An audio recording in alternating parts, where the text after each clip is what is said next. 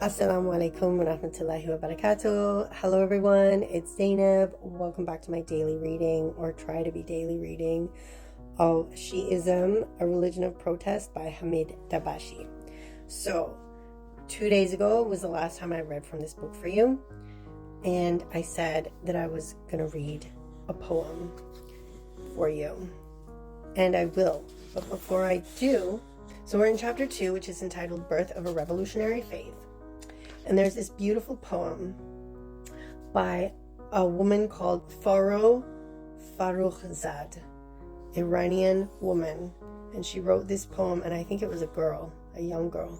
She wrote this poem called Someone Who Is Like No One in 1967, before the Islamic Revolution, which occurred long before, actually. The Islamic Revolution in Iran happened in 1979. And she wrote this more than a decade before.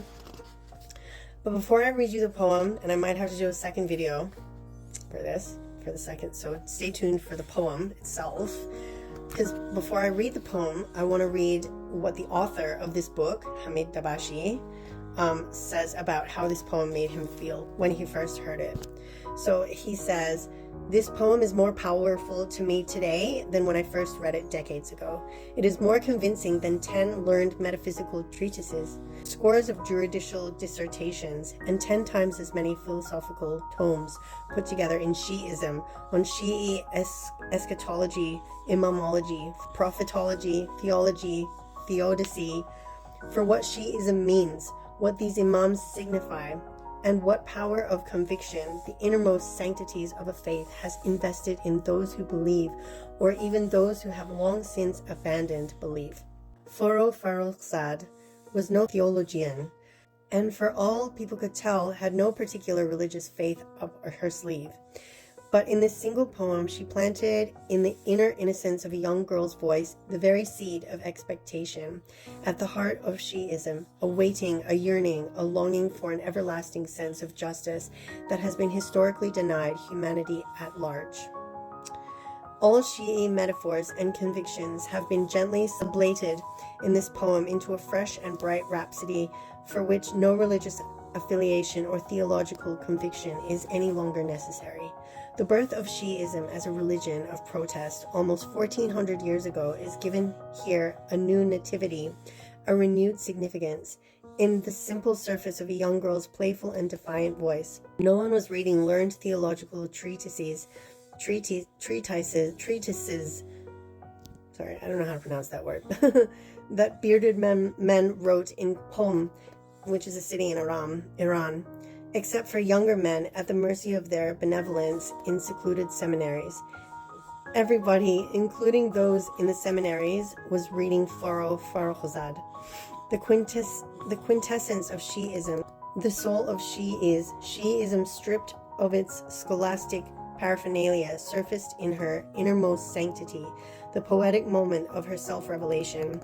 That in the masculinist public eye that surrounded her, Farrokhzad was made into a licentious harlot, added even more potency to her prophetic voice. Farrokhzad's poem generates its own metaphysics, at once Shi'i and universal, Islamic and cosmic, full of poeticized religious metaphors from Allah to Imam Zaman, all reinvented for resonance that they had all but lost. The poem is politically radical, revolutionary, incendiary even, but all in a distinctly human and tangible gesture, a gentility of perception and identification woven into its simple matter-of-factness.